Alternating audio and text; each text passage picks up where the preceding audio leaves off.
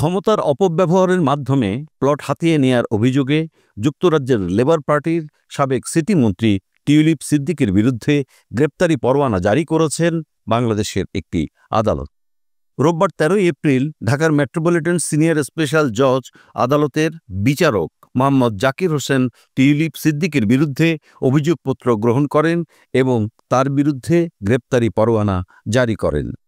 টিউলিপকে আদালতে হাজির হয়ে জামিনের আবেদন করার জন্য ২৭ এপ্রিল পর্যন্ত সময় দেয়া হয়েছে। এই সময়সীমার মধ্যে তিনি আদালতে উপস্থিত না হলে তার অনুপস্থিতিতেই বিচারকার্য শুরু হতে পারে। আদালত জানায়, আত্মসমর্পণ না করলে বিদেশি কোনো মামলায় টিউলিপ পলাতক হিসেবে বিবেচিত হবেন। আর এমনটি হলে নিজ ভূমিতে বিচারের জন্য ব্রিটেনের কাছে টিউলিপকে ফেরত চাইতে পারবে বাংলাদেশ। রোববার ১৩ এপ্রিল ব্রিটিশ সংবাদ মাধ্যম দ্য ডেইলি মেইলের প্রতিবেদনে এসব তথ্য জানানো হয়েছে। একই রকম তথ্য দিয়ে রোববার একটি প্রতিবেদন প্রকাশ করেছে আরেক ব্রিটিশ সংবাদ মাধ্যম দ্য টেলিগ্রাফ।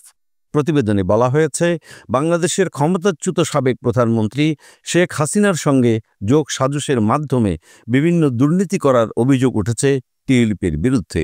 শেখ হাসিনা সম্পর্কে টিউলিপ সিদ্দিকের খালা, শেখ রেহানার মেয়ে তিনি। শেখ হাসিনা ও শেখ রেহানার বিরুদ্ধেও গ্রেপ্তারি পরোয়ানা জারি করা হয়েছে।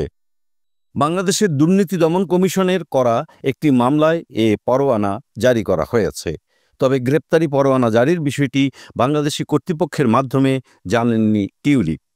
সংবাদ মাধ্যমে খবর প্রকাশ হলে তিনি এই বিষয়ে অবহিত হন।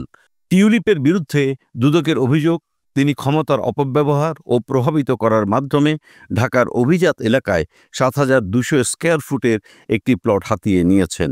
টেলিগ্রাফ জানায়, টিউলিপের বিরুদ্ধে বাংলাদেশে বর্তমানে একটি অভিযোগের তদন্ত চলছে। এসব অভিযোগের পরিপ্রেক্ষিতে গত জানুয়ারিতে সিটি মন্ত্রীর পদ থেকে পদত্যাগ করতে হয় তাকে। এদিকে টিউলিপের বিরুদ্ধে আনা অভিযোগ সম্পূর্ণ মিথ্যা এবং রাজনৈতিক উদ্দেশ্য প্রণোদিত বলে দাবি করেছেন তার এক মুখপাত্র। রোববার দুপুরে টেলিগ্রাফকে তিনি বলেন, গত কয়েক মাসে দুদক টিউলিপের বিরুদ্ধে নানা অভিযোগ এনেছে, যেগুলি সম্পূর্ণ মিথ্যা, এবং টিউলিপের আইনজীবীরা লিখিতভাবে সেগুলোর সমাধান চেয়েছেন, কিন্তু দুদক এর কোনো উত্তর দেয়নি। তিনি আরও বলেন, ঢাকার আদালতে নিজের বিষয়ে কোনো শুনানি বা গ্রেপ্তারি পরোয়ানার বিষয়ে অবগত ছিলেন না টিউলিপ।